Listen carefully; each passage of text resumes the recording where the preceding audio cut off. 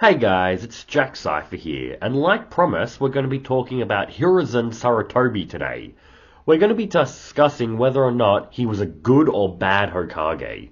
Now, Hiruzen is one of those characters that receives a lot of shit by the fan base, because a lot of people see some of the decisions he made in the series and criticize and judge Hiruzen for them. And there's about five core topics, five scenarios that I want to go over. And I'm not going to say defend, because I'm going to be looking at them very objectively, but I do disagree with most people's opinions on Sarutobi. I don't think he was bad of a Hokage as a lot of people make him out to be. Now, one thing that's important to note is that he's reigned as Hokage for nearly 50 years. That's more than all the other Hokages combined. So he's had a very long tenure. He's had to become Hokage twice. And he's led the village through three wars. He led them through World War One. He led them through the First War, when Tobirama was originally in charge and he died and passed it over to Hiruzen. He led them all the way through the Second War, and then in the Third War, he led as well, not full-time mind you, because Minato Namikaze, who would later become the fourth Hokage, would have had his fair share of work. He was carrying a heavy load in that war as well. He would have been doing a lot of the heavy lifting. Jesus, Jack, I can't speak this morning. I've recently just put out an hour-long video on Minato, so if you're interested in that one, then go check it out. But I can't remember. I think it was in my Kakashi video I did. Kakashi or Minato, one of the two. But in that video, I compared, and I don't know if this was a shock to you guys watching, but I compared Hiruzen Sarutobi to Albus Dumbledore from Harry Potter. I know. I imagine you guys weren't expecting those fandoms to come together like this. But they have similarities where Dumbledore has done his actions in Harry Potter, and a lot of fans like read between the lines and criticize him for being a complete manipulative evil scumbag. I don't know if this will shock a lot of any of you. I don't know how much you're in the weeds with the Harry Potter fandom, but there are a lot of people that reckon Dumbledore was not just bad, but potentially evil. Now, I reckon that is a very ridiculous statement. I strongly disagree. And I reckon there were some choices that Dumbledore made that weren't the best. It could have been done better. But overall, I reckon he had good intentions. And that is how I look at Hiruzen Sarutobi. I even reckon, now they're very two drastically different worlds, so it's hard to compare them here, but in a lot of ways, I reckon Sarutobi's actions are even less manipulative, if you want to call it that, than Dumbledore's. But let's get into it. The first category that I wanted to bring up was everything regarding Donzo. That's a big one that people jump at. Because what happens, Donzo Shimura is Hiruzen Sarutobi's teammate from back in the day. And after Sarutobi becomes Hokage, Donzo starts this secret organization known as Root. They basically deal with everything in the shadows. And Hiruzen agrees to Donzo creating this, not rogue, but this shadowy Onbu force to protect the village. This is Hiruzen being quite wise here and showing a lot of self-awareness into himself. He doesn't think that he is ruthless enough to be a truly great leader of a village. Now, that there, I reckon, is a good sign, because he's accepting his faults, and he's very much aware of them. And what is he doing? He's getting other people to come and carry some of the load for him. We consider that a weakness in a lot of people do, because we think that characters should just handle everything themselves. They should be absolutely everything. They should be the perfect ruler, good to their people, empathetic to their people, but also ruthless enough to destroy their enemies. And the truth of the matter is, most people aren't like that. Most aren't perfect leaders. People have faults, and Hiruzen is aware of that. So he establishes Danzo to create this organization of Ambu members. Now, it's not as black and white as that, because what Danzo's doing here, he's not just creating a secret organization.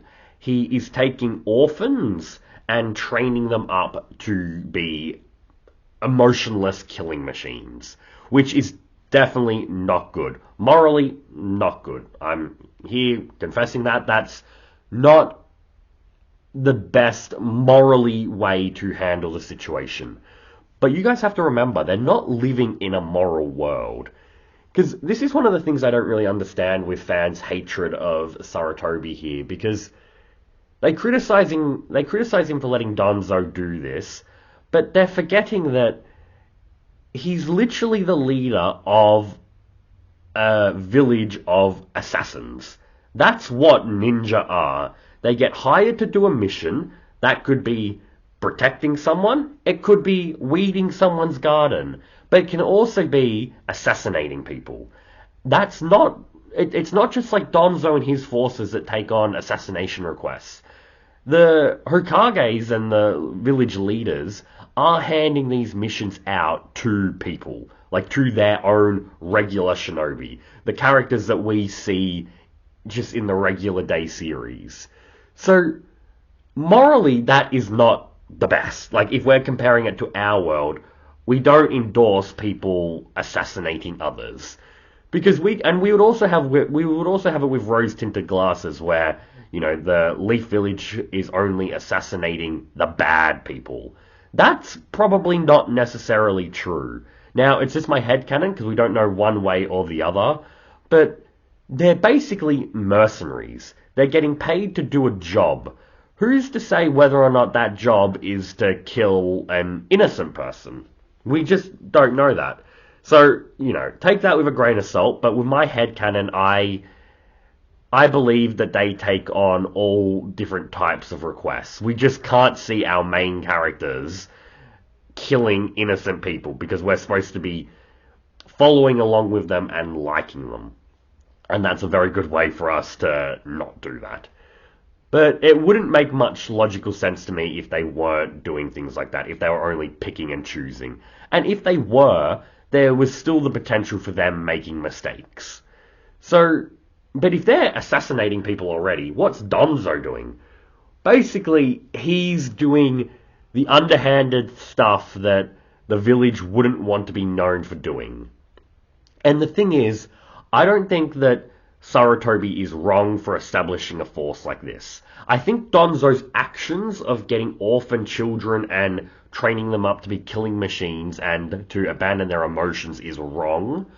But the aspect of having an organization that works for you to be able to cover things up behind the scenes, while not, once again, not morally good, they're not living in a morally good world. This is something that we've seen in our own history. The most easy example to go to, and this, you'll weigh in on this with how much you guys consider like conspiracies and stuff like that. But let's take America, you have the FBI and other, government police organizations to handle crime. That's all on the books and everything. Everyone knows about it. And then you have something like the CIA, that everyone knows that they exist, but they don't really know what they get up to. It's a similar situation to me as that. And it is worse, obviously, because like I said, Donzo's being a complete arsehole here, but the world that they're living in is worse than our current world. It's more kind of the ends justify the means. And to Sarutobi's credit, he ends up disbanding this organization, and people forget that as well. He has seen that there's need of an organization like this, but then he sees the extremes of it, what Donzo's doing, and he rectifies that. But before we get into that, the next big category I wanted to go over was Orochimaru. Orochimaru is Hiruzen's greatest failure, and that's words straight from Hiruzen's mouth there. So Orochimaru was one of Sarutobi's students. along with Jiraiya and Tsunade, they made up the legendary Sannin. And they were very, very dear to Sarutobi's heart. He very much loved his students, Orochimaru in particular. And when it came out that Orochimaru was doing a lot of villainous things, if you want to say that, killing innocent people, killing the people of their village and experimenting on them to gain eternal youth, Hiruzen had to put a stop to it. So he confronts him, but when the time comes for Sarutobi to kill him, which he very much could have done at that stage in the story, Orochimaru wouldn't have been able to beat Sarutobi, and Hiruzen chokes. He's not able to go through with it because he looks at as Orochimaru as a son. Now, he lets Orochimaru go, and Orochimaru goes on to commit a lot of evil atrocities that as fans, you can very much blame Hiruzen for that.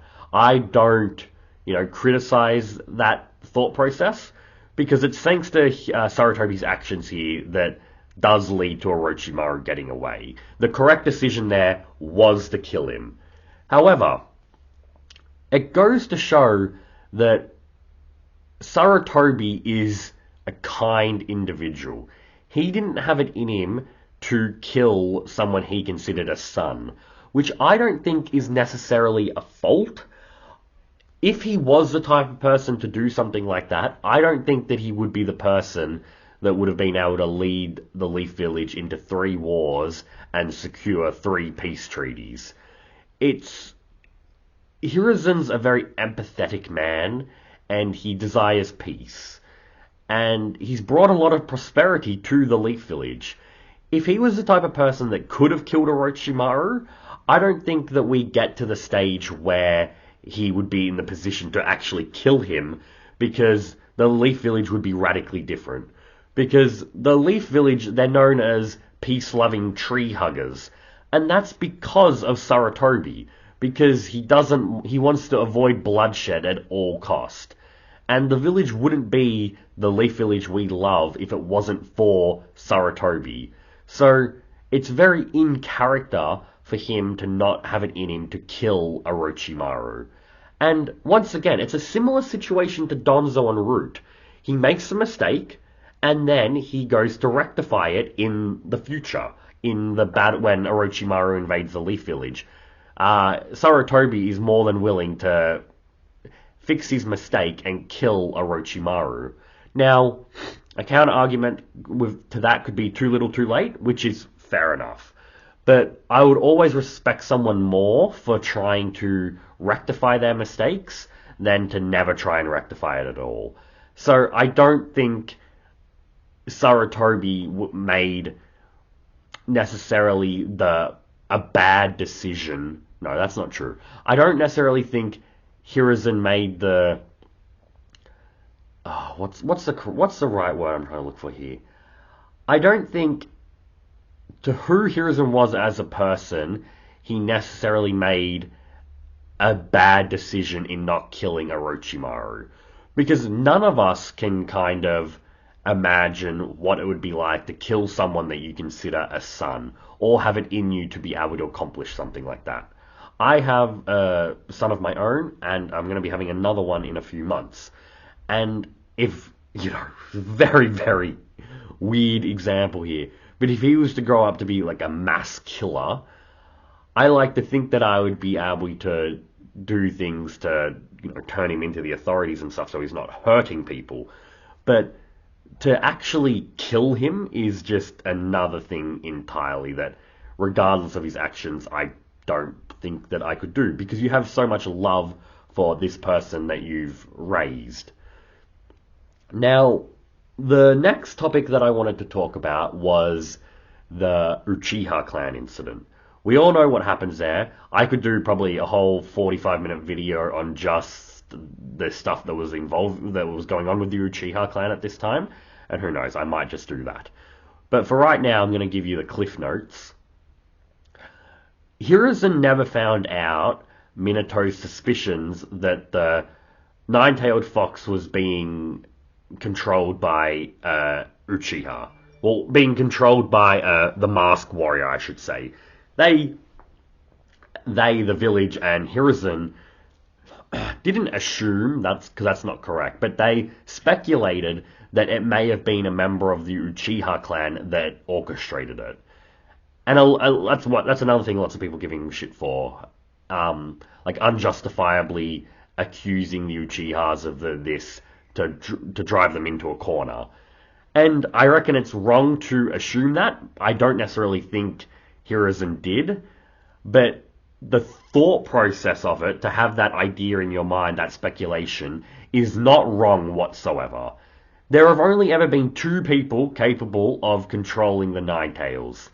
Hashirama Senju, which we know is dead, and we know no one possesses the wood-style Keki Genkai, or Madara Uchiha and his Uchiha clan. And on the flip side of that, we know that the Uchiha clan are very much still alive and thriving at this time.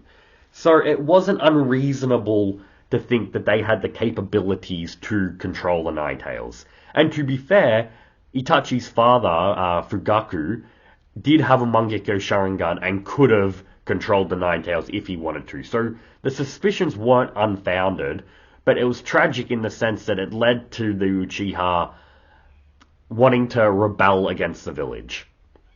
And we know that Itachi ended up on Danzo's orders massacring the Uchiha clan other than his younger brother to avoid an all-out war. Because the thought process is that if the Uchiha clan rebel, the Leaf Village will go to war with them, it'll be a massive struggle, and even if the Leaf Village comes out as the winner, they're going to be weakened so much that the other villages will invade, and it will lead to another war that will kill hundreds of thousands of people.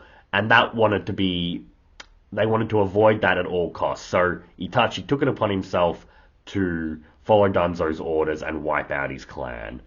But what should be mentioned is that Hiruzen, while all this was going on, was in peace talks with the Uchiha clan. He was trying to settle things peacefully and diplomatically, but Danzo didn't give him enough time to potentially come to some sort of compromise, and he's ordered Itachi to do what he did. Hiruzen didn't know that the order had been given for Itachi to do that. He only finds that out after Itachi's already done the deed. And he allows Itachi to leave the village, and he even allows the barriers to stay the same, so Itachi can come back inside the village to but to keep an eye on Sasuke from afar if need be. But to say Hiruzen was some, monster that orchestrated it is wrong, and to say he was negligent in his pursuit of trying to come to peace, I reckon's wrong as well, because we did see his steps to go about it. It is impossible to know the outcome of Hiruzen's peace talks with them, whether or not he could have come to a compromise, because unfortunately we just don't see it, because Danzo steps in and fucks everything up. But if you replaced Hiruzen there with Naruto or with any other of the Kage, it's also impossible to know whether or not they would have been able to do any better, just with how bitter the Uchiha had been feeling at this time. So this, to me, is no means a downside to Hiruzen's character. The scene actually looks favourably on him because we see him trying to resort to things peacefully. He doesn't want to wipe them all out and kill innocent children. So, once again, I don't reckon that is a fault in Hiruzen's leadership. Now, is it a fault in Hiruzen's leadership that the Uchiha clan were discriminated against? Probably, to an extent at least. And it's similar with how Naruto is treated, and that's going to be the last topic of this video. But with how Naruto's treated, Hiruzen, there was only so much he could do to shine good light on the Uchiha. Because, sorry guys, I've been talking too much. It wasn't just Hiruzen and the village leaders that assumed that it may have been, or speculated that it may have been the Uchiha clan. It was the villagers as well, because the knowledge of the Sharingan being able to control the nine-tailed fox isn't unheard of. It's not some massive secret that only a select few know. It's most likely in the history books because Madara was able to do it. And Hiruzen, and we're going to see this with Naruto, he can't control how the villagers feel. He can do his best to try shine good light on it, but it's the villagers themselves that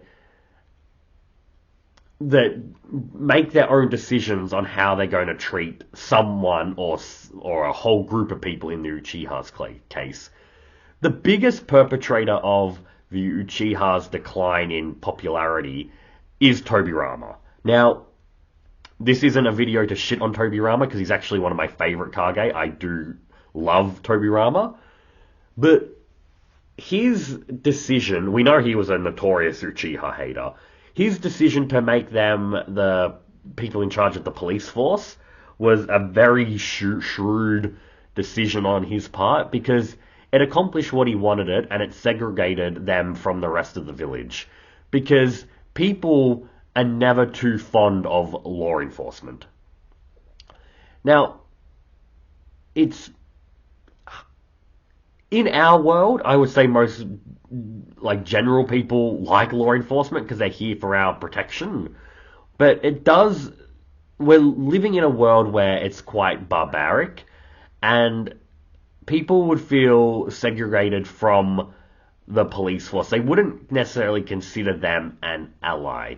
And that was just further a wedge to distance the Uchiha clan from the village and just have a lot of animosity. Animosity is a strong word, but a lot of negative feelings towards them be spread through decades upon decades very subtly, where the Leaf Village civilians probably aren't even realizing kind of their thought process that they're doing to the Uchiha clan.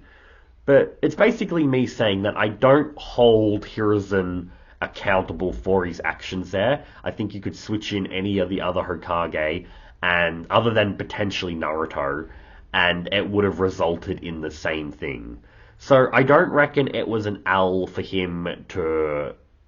I don't reckon it was an L on him for the demise of the Uchiha clan.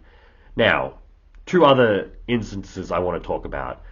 The next one is probably Hiruzen's biggest L in my mind, so this isn't just me wanking him off the whole episode. I do find criticism in his actions. Like we said, I understand the Orochimaru side of things, but I can understand Hiruzen's not wanting to kill him, but I can acknowledge that it caused harm to the village. Same with Danzo and Root. It caused harm for the orphans that Danzo was recruiting or abducting. I don't really reckon he takes an L whatsoever with the Uchiha incident. I don't reckon that's on him whatsoever. And just really quickly, it's important to note, after he finds out that Danzo made Itachi do this, he disbands the whole Root operation. The whole covert Ambu Black Ops sector that Danzo controls. He disbands all of it. So that's him rectifying his mistake from the beginning and shutting Danzo down, which is important to note. But let's get into his biggest, probably, blunder, in my opinion, and it's not Naruto. It is the Hizashi incident, or the Hyuga incident. Basically, they're in peace talks with the Land of Lightning, the Hidden Cloud Village, and what happens is that the head Jonin of the Hidden Cloud comes to the peace talks, and, on the surface he's here for peace, but on the flip side, at night, he invades the Hyuga mansion and kidnaps Hinata. And he kidnaps her for the intense purposes of getting the secrets behind the Byakugan. Now, what happens here is that Hizashi's brother, twin brother, kills the intruder. So this is Hinata's father, and the Hidden Cloud Village is outraged by this. We've come here for peace treaties, and you've just killed our head ninja. You fix this, or we're going to war with you.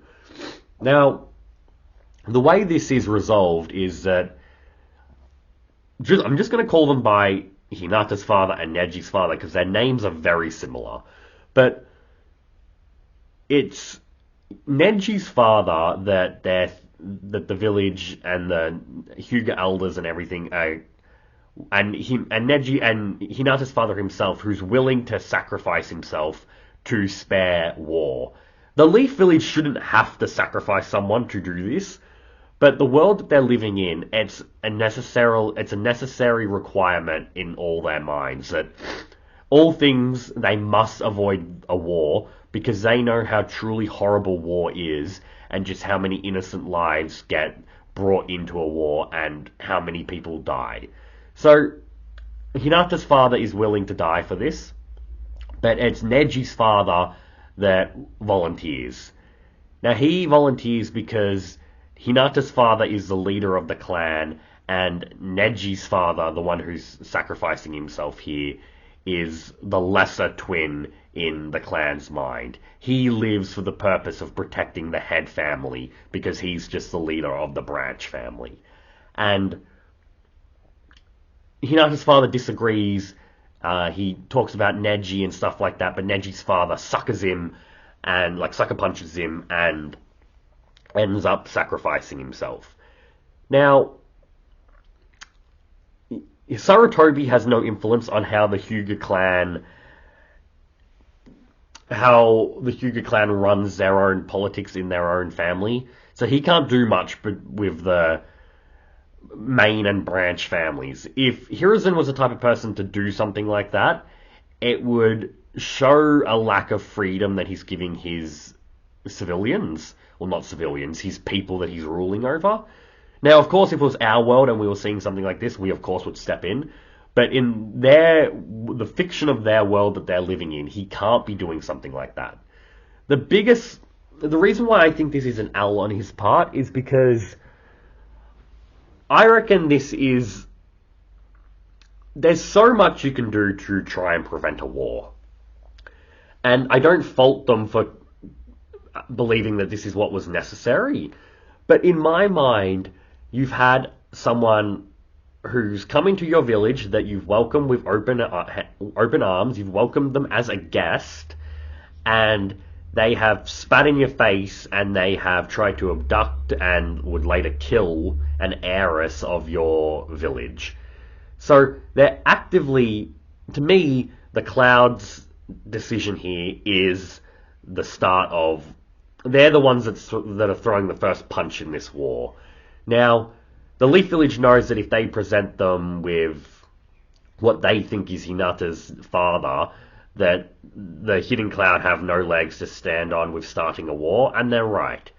But there's something to say about protecting the people of your village and not allowing an injustice like this to go unpunished. Because the Hidden Cloud doesn't get any punishment whatsoever, and there needed to be repercussions of their actions here. They're just especially since they tried to kidnap Kushina years prior as well, they're showing that they don't want peace. Now, they were already at a war at this time, but it's still just very underhanded, and I think that needed to be settled. To be fair, they had I believe this was after losing the Uchiha clan. If the Uchiha clan was still around, they were definitely discriminated enough where they were Oh, Jack. I've been speaking too long once again. They were segregated from the village. Ostracized. Jesus, Jack. I was able to say it earlier on in the video. You know what I'm trying to say. But, so the Leaf Village's fighting power was diminished. So I suppose in that way you can look at it as Sarutobi making the right decision on making this sacrifice to prevent war. But it does very much sit uneasy with me, and I reckon there should have been more done for that. Whether or not it was to go to war or to demand some form of punishment from the Hidden Cloud, I do think Sarutobi should have stood up there. And even though that it's not Sarutobi's place to interfere in clan politics, I do think that there's a limit here with how the Hyuga clan does treat the branch family. I don't reckon anyone in the village would be too amiss to see Sarutobi kind of be like, enough's enough, you guys need to settle this shit. But that's just my headcanon. Let's get into the last area. And probably the area where people are the most touchy in. It's probably this and the Dunzo stuff. But it's his not his treatment of, because he treated him alright. It was his negligence in handling Naruto. Now, I'm going to come out and say this. I don't entirely blame Sarutobi for this. But basically, we know what happens. Naruto gets raised an orphan, and he lives by himself, and he's treated horribly by the villagers. He doesn't... Because I don't know how many people are just reading fanfiction and thinking this is happening. He doesn't... There's no on-screen mention of him getting physically abused by the villagers. Now, I'm not saying that to diminish Naruto's pain that he went through, because sometimes mental pain can be even worse. He gets orchestra... Oh, you guys need to leave down in the comments how I can freaking say this word. He gets thrown to the side by the villagers and neglected by them all, though. That is a fact. But I feel like some people are reading too much fan fiction and are thinking that he's getting physically abused every day of his life, which he isn't. His main pain comes from loneliness. And once again, that can have devastating results on someone. And especially for a child, that can be character destroying there. It can lead to so many different problems later on in your life. So I'm not underplaying the pain that Naruto went through here. But I'm not blaming Sarutobi for it, and here's why. Minato, Naruto's father, wanted Naruto to be known as a hero for containing the nine-tailed fox. And Sarutobi does pass on Minato's wishes, and does tell the villagers that the Fourth Hokage wanted Naruto to be considered a hero. He didn't tell them that Naruto was Minato's son, but there were a few members of the village that put two and two together. But for the main villagers, the fact that the Fourth Hokage sealed the Nine Tails in a random baby didn't sit well with them, and we'll get into that in a second.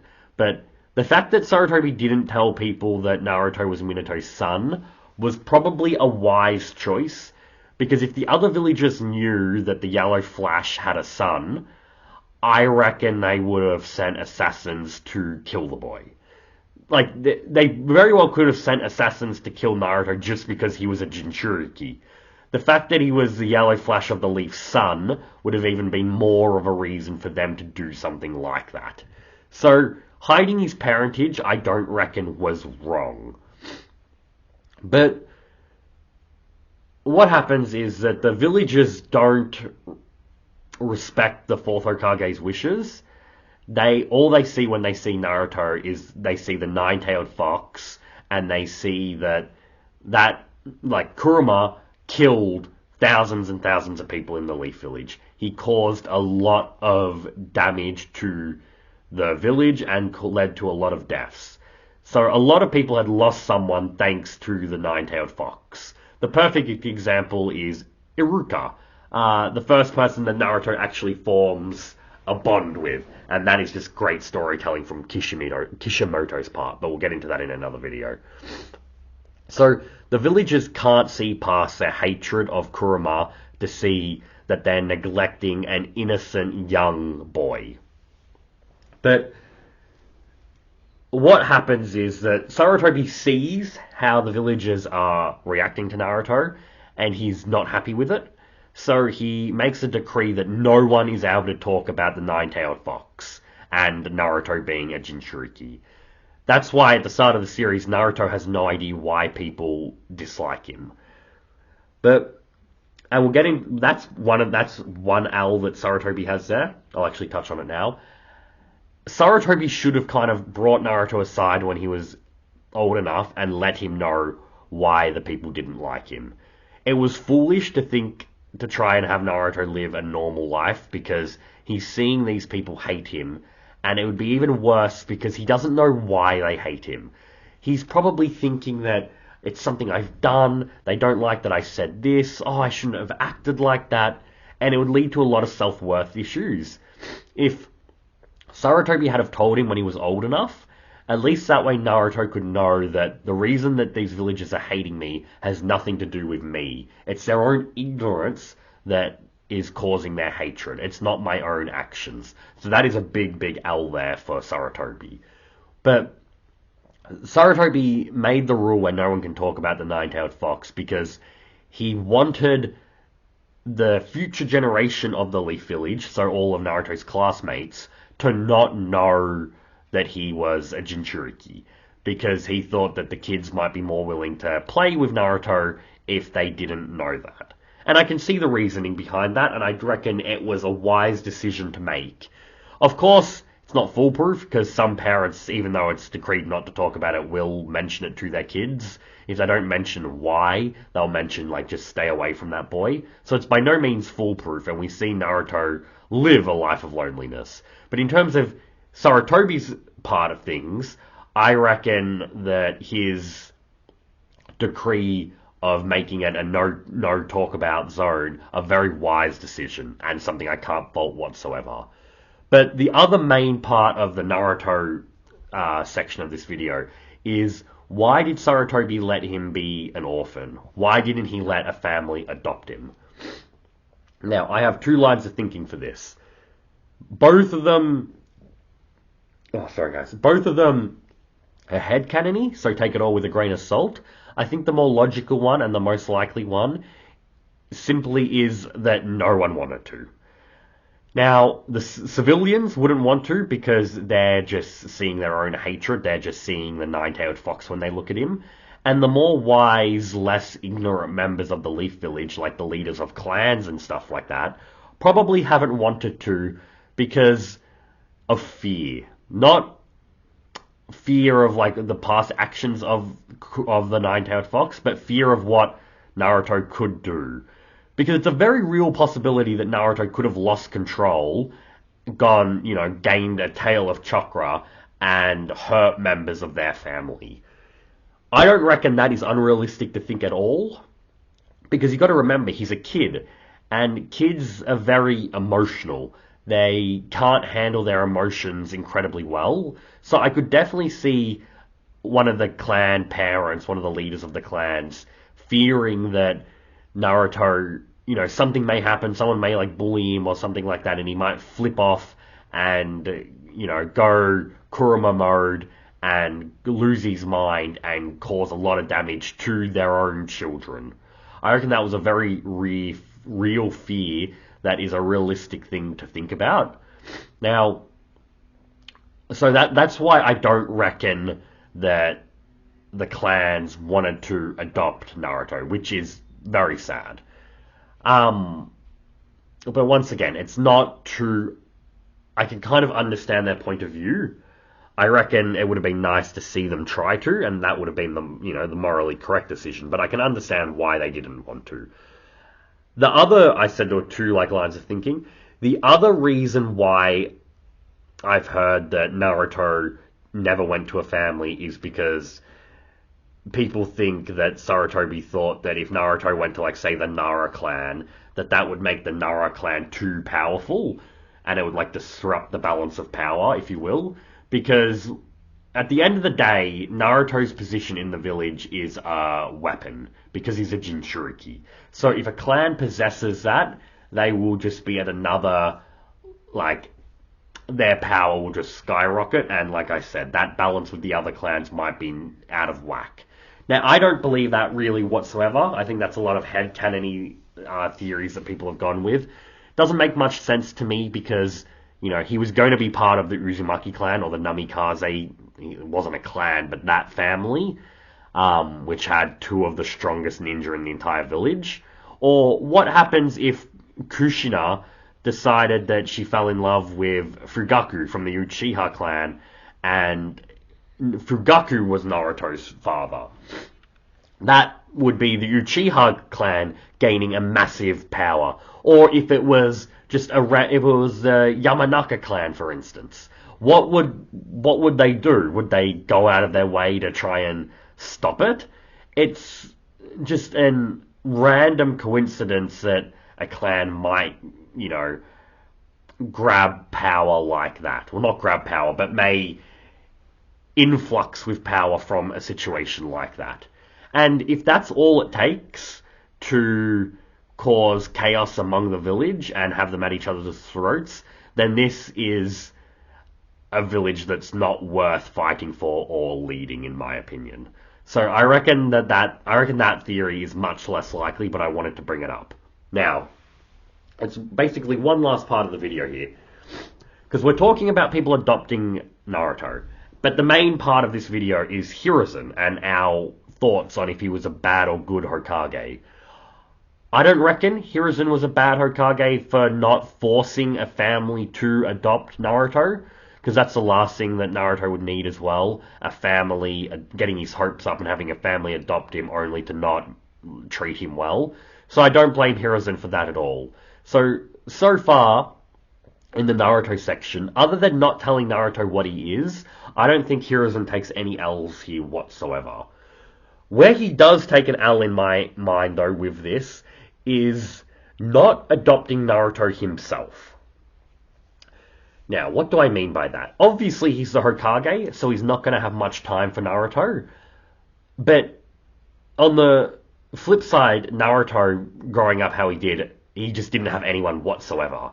Having Sarutobi for a limited time, like just at night time when he came home from his Hokage duties, would have been better for Naruto than to not have anyone whatsoever. Because when Sarutobi would be there for him, like when he would come home, he would treat him kindly and with respect. And he could probably train Naruto. Because of Naruto being a Jinchuriki, he probably should have gone out of his way to help Naruto get stronger, have extra training, probably teach Naruto how to control his emotions, give him classes in like meditation and see things like counselors and stuff like that to get his mind frame in the right state of mind to better handle Kurama in the future. So I reckon that was a big L that Sarutobi didn't do that. However, the person that probably has the biggest L in all of this, and it pains me to say because I absolutely love him, is Jiraiya. It was Jiraiya's responsibility as Naruto's godfather to take care of Naruto. Now, you're all going to say to me immediately, all the Jiraiya fans, and I'm one of them, in the comments, Jack, you don't know what you're talking about. Jiraiya was away on missions. He had the spy network that kept accounts on all the enemies of the Leaf Village. He needed to be out of the village to ensure the village's safety, blah, blah, blah, blah, blah, blah, blah. And you're right, he did. And it was probably too dangerous to take Naruto with him. But he could have told Naruto that he existed, and he could have been there for Naruto even once a year. The fact that he wasn't is a huge, huge, huge L. And probably just something that Kishimoto overlooked. Because, like, I like Naruto and Jiraiya's relationship. I reckon it's very touching. But he was a complete asshole not to be in Naruto's life beforehand. Way, way, way more neglectful than the Third Hokage. And, like I said, if Naruto's just going to grow up by himself anyway and struggle with all these difficulties, just imagine if he knew that he did have someone that loved and cared about him, but he could understand that that person just couldn't be there for as much as what Naruto would have liked. That he could only appear, maybe even as little as only once a year. But, if Jiraiya wasn't spending all his time perving on women or writing his books, he probably could have made even more time than that for Naruto. And he could have at least sent letters to Naruto, like while he was away. So that is a huge, huge, huge L on Jiraiya. I could make a video on why Jiraiya was a bad godfather to Naruto. It would be very controversial because I know a lot of people love Jiraiya like I do. And I do love him once he forms that relationship with Naruto. But he wasn't the best best father figure for Naruto, and I feel like that's just a fact that can't really be disputed. You can try to down in the comments. If I'm missing something, please let me know. But let's wrap this video up now with me just giving my final thoughts on Sarutobi, and that is that I don't think he's a bad Hokage whatsoever. I think he's actually one of the best Hokage in the Leaf Village. If we were judging the Hokage based on the poorest performances, unfortunately, despite me thinking he's so badass, Tobirama would probably be the worst. Tsunade would probably be the second worst. Not out of any real fault to her own, but just she didn't have much, like, because other than Tobirama, they were all kind of, and Tobirama was as well in other respects, but all the other Hokage were all good Hokage, don't get me wrong whatsoever. But the other ones were just better Hokages than Tsunade, so by process of elimination, she would probably be the second worst Hokage. But in my mind, Sarutobi held the village together for about nearly 50 years. And that is a great accomplishment that is nothing to scoff at. I reckon that he is only human, and that he made some very human mistakes. But overall, I reckon that goes to make Hiruzen Sarutobi just a much better character. There is such a thing as character progression and character faults that just make a character better. Not all characters need to be perfect. We wouldn't like this series if they were. So those are my final thoughts there. So Hiruzen Sarutobi, a very exceptional Hokage that had some very human mistakes that he made. But that wraps up today's video. It's been my pleasure deciphering everything about Hiruzen Sarutobi. I'll probably do a whole character analysis video on him way into the future. For right now, that's enough Sarutobi content. But everyone, have a lovely day. Peeps out. Peeps out. That's the second time I've done that. Peeps, have a good one. Cypher out.